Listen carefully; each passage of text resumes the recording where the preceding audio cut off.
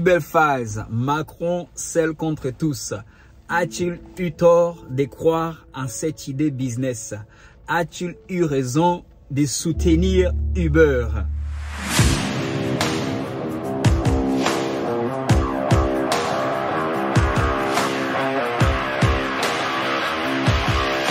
Salut à toi, dans cette vidéo, je vais te partager la version de l'histoire que les médias ne te disent pas. Que les médias sont très peu, sinon ceux qui le disent sont très peu, de cette histoire à scandale qui consiste l'affaire Uberphase. Alors, c'est quoi Uberphase?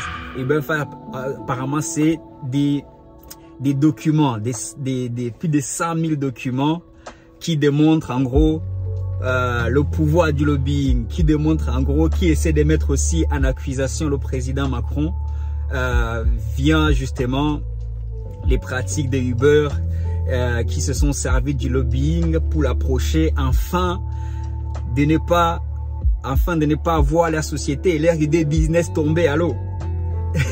et j'ai envie de dire, comme on est sur une chaîne d'entrepreneurs, déjà la première problématique que j'aimerais poser ici pour comprendre un peu le sens de là où je vais, parce que je sais que trop de gens sont très faciles à juger, très faciles à dire que toi tu travailles pour Uber. Non. Donc une entreprise telle que Uber se voit très menacée, vous le savez, vous avez vu le documentaire, si vous ne l'avez pas encore vu, je vous invite à le voir. J'ai vu celui de 10 minutes, peut-être qu'il y en a un plus long.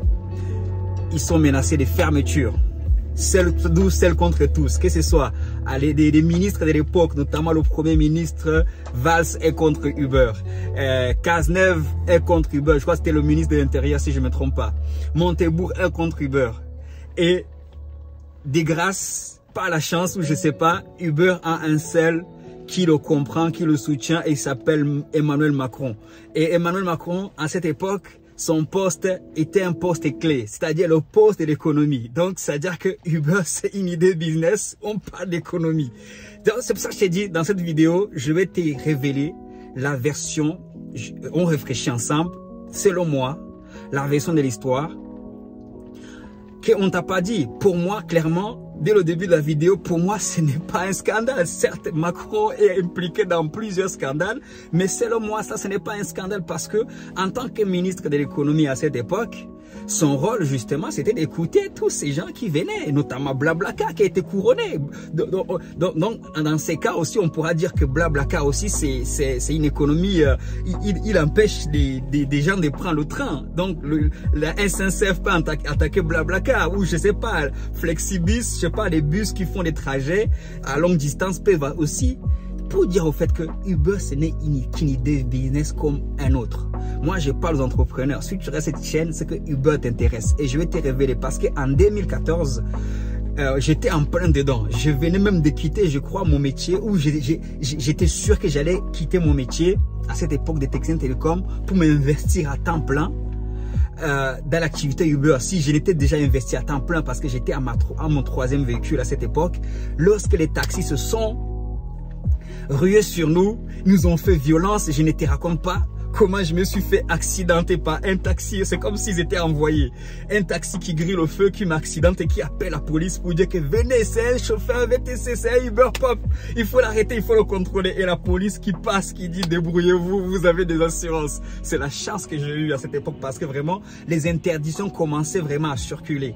Et les taxis étaient vraiment en colère. Donc, et à ce moment-là,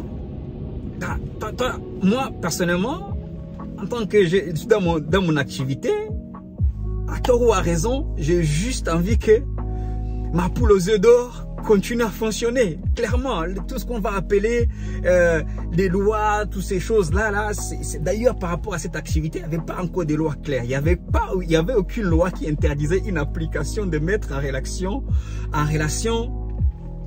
un chauffeur et un particulier. Donc, en tout cas, quoi qu'il en soit, même s'il y en avait une, elle n'était pas claire via un téléphone.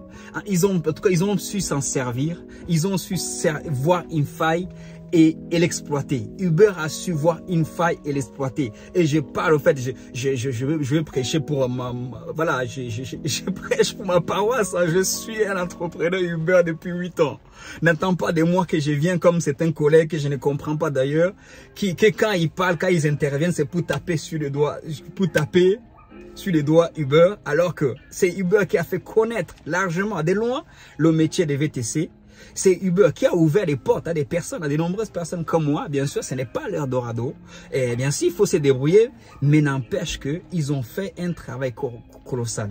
Revenons au documentaire Uber. Pourquoi j'ai dit que dans le Uber File, et Dieu merci que Macron ait choisi de nous défendre parmi tous ces grands, parmi tous ces poids lourds politique, il est le seul qui nous a défendu, le seul qui a défendu Uber, nos activités, notre activité, c'est le seul qui a vu loin, une manière pour lui peut-être de se distinguer des autres, une manière pour lui de parler aux jeunes qui utilisaient les applications pour se déplacer, et pas que des jeunes, des personnes aussi, des classes moyennes, qui étaient mes clientes. Quand j'ai discuté avec ces personnes à cette époque, c'était voilà, on va voter Macron, clairement, tu vois, et parce que les gens ne nous disent pas, voici ce que les médias nous disent, ils ne nous disent pas que aussi pour que les autres ministres là que j'ai cités au début, les 3 et tous les autres, puissent réagir violemment contre Uber pour s'en opposer, c'est parce qu'il y a le lobbying des taxis aussi qui est entré en jeu. Il y a le lobbying des taxis qui a d'ailleurs toujours été en jeu pour augmenter la licence à 250, pour monter la licence. Cette bulle-là, moi je l'appelle une bulle. Je me forme un peu en bourse aussi. Je l'appelle une bulle des licences des taxis. 250 000, 300 000, une licence qui est supposée coûter 0 €. Ils n'ont pas voulu que ces problèmes soient réglés. Il y a moins de taxis, comme ça, moins de taxis, plus la licence va coûter cher. Et ça aussi, c'est un lobbying, je suis désolé. Et maintenant que des hommes d'affaires, des businesseurs ont remarqué la faille, ils sont venus l'exploiter. Il y avait vraiment un manque. Si aujourd'hui, on peut le constater. Et jusqu'à aujourd'hui, on n'arrive pas à répondre à tous les besoins. Les chauffeurs manquent toujours. Et les taxis, bien sûr, eux aussi, je les comprends. Parce que je suis aussi chauffeur de taxi. J'ai ma carte de taxi. Ils ont voulu protéger leur pain. Ils ont voulu protéger leur secteur. Mais, comme on dit, c'est la loi du plus fort. Mais c'est pas que la loi du plus fort. C'est celui qui amène l'idée innovante. Et apparemment, cette idée même en question a été proposée aux taxis. Par exemple, je ne sais pas. Par contre, ça, je ne sais pas, c'est vrai. Pour qu'ils puissent justement démocratiser le secteur, pour que beaucoup de gens puissent venir. Et même sous Sarkozy, allons un peu plus loin, parce qu'on parle d'affaires ici, UberFi, c'est un peu politique, c'est un peu... voilà, aujourd'hui, vu que c'est un secteur qui me concerne pleinement, même Sarkozy a voulu qu'il y ait plus de licences de distribuer. Et qui a fait que ces licences ne soient pas distribuées? C'est le lobbying des taxis. Donc, franchement, je trouve quand même que quelque part... il n'y a pas d'équilibre derrière. Il n'y a pas un équilibre. On va parler d'un côté, bien sûr, tous les ennemis de Macron vont s'en servir pour dire que c'est un scandale de trop. Mais il était ministre de l'économie. Son rôle, c'était d'accueillir des entreprises. Si des entreprises proposent des idées qui paraissent être viable, rentable à long terme et qui peut apporter un plus à l'économie française, c'est normal pour lui d'accepter ou de refuser. Si c'est, mais au jour d'aujourd'hui, parce qu'on fait un peu le bilan aussi, est-ce que M. Macron a eu tort au vu de tous les collègues que je vois rentrer dans le métier, au vu de tous les utilisateurs qui payent tous les jours, au vu de mon chiffre d'affaires en étant une seule personne? Est-ce qu'il a eu tort ou raison d'accepter que Uber continue d'exercer son activité? Bien sûr, il y a eu des lois. Il y a eu des lois entre-temps. La première, c'était la loi Thévenoud à cette époque. Et la loi en question, aujourd'hui, tous les taxis disent « Ah, vous n'avez pas le droit de vous connecter, les maraudes électroniques. » Ils ont voté des lois par rapport à quoi? Je veux bien aussi qu'on fasse Autobricolage va aussi faire son taxi G7 files, tu vois, parce que qui a fait que ces lois soient votées pour nous interdire toutes ces choses qui n'étaient pas interdites auparavant, notamment la maraude électronique, notamment je peux pas aller à Nice travailler sans craindre la police. Qui a fait que ces lois soient votées? Ce n'est pas un lobbying aussi? Est-ce que ce n'est pas un lobbying aussi, comme on pourrait appeler lobbying des taxis? Et voilà. Mais pour assouvir, cette loi a été votée en premier lieu. C'est la première loi qui a été votée, projet de loi qui a été voté. Et il y avait trop de complications dans cette loi. En gros, c'était pour tuer le métier. Mais par l'intervention de Macron, la loi Grand Guillaume a été votée, qui les satisfait toujours parce que les taxis, tout ce qu'ils voulaient, c'était la fermeture du projet Uber. Tout simplement. Parce que toi et moi, je suis entrepreneur Uber, c'est vrai, je vends les services, mais il m'arrive aussi d'utiliser quand j'ai ma voiture au garage. Je prends mon application, je n'ai pas besoin, ou que je sois, je sais pas, je prends mon application et je commande un Uber, je rentre chez moi. Et je rentre chez moi en attendant. Peu importe, tu vois, c'est une économie, c'est quelque chose, c'est un besoin. Et vous venir dire au fait dans documentaire Uber faire comme quoi, oui, c'était n'importe quoi, oh oui, Uber, machin, peu importe le niveau de la commission.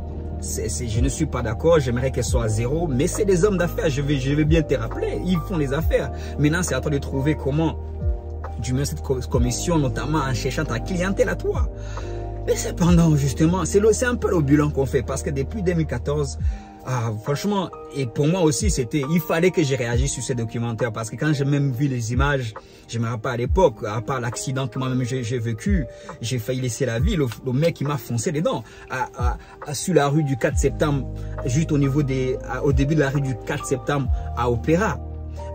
Le feu passe au vert, moi je passe, et la première rue, à côté de la place de l'Opéra, le taxi il arrive, me fonce dedans. Il me fonce dedans et juste peut-être qu'aujourd'hui, je paye les frais de cet accident parce que pour lui, non, c'est moi qui étais en tort. Il n'a jamais accepté qu'il a grillé un feu et c'était la colère à un certain niveau.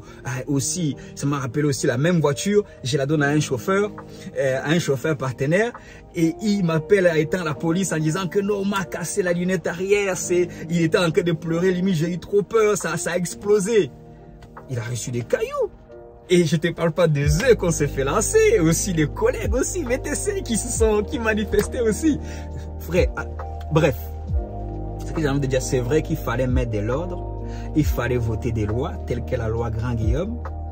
Mais même dans cette loi-là, et comme je l'ai peut-être dit ici sur cette chaîne, il y a beaucoup d'injustices, d'incohérences, des choses qui vont plus pencher vers les taxis.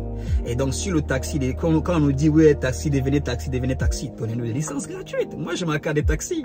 Comme c'était, ouais, donnez-nous des licences. Pourquoi on doit attendre 20 ans pour avoir une licence gratuite? Entre-temps, on fait quoi? Il faut l'acheter à 250 000, à 300 000 pour pouvoir faire un métier aussi dur que le nôtre?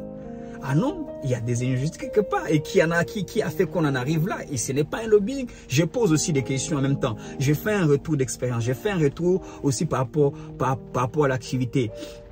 Et un retour aussi par rapport à ce qu'on a vécu aussi derrière. Pour dire aussi, bravo Macron. Parce qu'aujourd'hui, si on fait le bilan pour sortir de cette vidéo, pour finir la vidéo, est-ce qu'il avait tort? Pour moi, il n'avait pas tort. Oui, il avait raison. Parce qu'aujourd'hui, plus de 30 000 VTC en France, même si ce n'est plus. Tous les jours, il y a des nouveaux VTC. Ça crée quoi? Ça ramène un plus à l'économie. Il était ministre de l'économie. Ça achète des voitures. Ça embauche des chauffeurs. Quoi encore? Ça paye la TVA, ça paye les impôts. Quoi encore? Quoi d'autre? Où est le problème? Où est le problème? Laissez-nous travailler, s'il vous plaît, les collègues taxis là. Laissez-nous travailler. Sinon, donnez-nous des licences de taxi gratuits. Nous, on veut... Non, franchement, j'espère que c'était une petite histoire aussi en même temps pour réagir aussi à cette actualité. Peut-être que j'ai sauté des points. Je parle un peu avec le cœur. J'ai pris certes des notes, mais j'avais même pas besoin. J'ai mis des points là, j'ai posé des questions. N'hésite pas à y répondre dans les commentaires. Moi, je ne vois aucun souci à cela. Au contraire, quand des gens sont en galère, quand des gens sont au chômage, ils aiment avoir des alternatives, ils aiment faciliter les choses. Et pourquoi ici, on veut toujours compliquer les choses? Des lois pour compliquer les choses. Qui est derrière ces lois? Oui, ça c'est la question qui revient le plus souvent parce que moi derrière aussi, je dis oui le lobbying Uber tout ça là, mais le lobbying des taxis aussi il est pas à négliger. Et loin de là. Et c'est pas d'aujourd'hui. Depuis Mitterrand, le lobbying des taxis pour que la licence justement puisse monter à 250 000, il y a eu quelque chose derrière, il y a eu un lobby derrière, le lobby G7 et toutes ces compagnies, Taxi Alpha, je sais pas, Alpha Taxi, tous ces gens-là, est-ce que c'est pas des gens qui vont voir des ministres, des cabinets, tous les directeurs des cabinets pour qu'il y ait des lois qui soient votées à leur faveur? Encore une fois, moi, sur ces sujets, j'ai toujours tiré mon chapeau à monsieur Macron, parce que sans lui, notre activité serait morte dans l'œuf. Alors que voilà, mais bon, il est quand même, on a fait des faillites, mais on est toujours là, parce que notamment, je parlais de 3 voitures à cette époque, je suis monté jusqu'à 6, jusqu'à ce que justement ces lois sont venues quelque part nous freiner. Mais on avance, on n'abandonne pas, et j'ai envie de finir cette vidéo en te disant que c'est le meilleur moment. T'es lancé dans le VTC, c'est le meilleur moment, même si c'est en complément, viens tester le métier, parce qu'il y a plein de débouchés au fur et à mesure. Je te dirais, il y a tout d'autres débouchés, mais tant que tu n'as pas commencé quelque part, tu ne pourras pas attaquer ce qu'il y a de plus grand. Viens te forger, viens forger ton caractère dans le VTC, viens adopter le mindset des entrepreneurs, de ceux qui vont chercher leur pain. Viens seulement, et au fur et à mesure, si tu es un rêveur comme moi, tu vas voir que tu auras d'autres opportunités, d'autres débouchés qui pourront au final te mener à ton rêve. Parce que oui, c'est dans le processus qu'on apprécie les choses. Et le processus, tant que tu n'as pas encore enclenché, tu n'as pas encore déclenché ou enclenché tout ce que tu veux, tu seras toujours en mode réflexion, je le fais pas. Passe à l'action, fais quelque chose, passe ta carte si tu ne l'as pas encore passé, obtiens un véhicule, obtiens un financement. Et lance-toi. Je vais m'arrêter là pour aujourd'hui. J'espère que tu as en tiré quelque chose.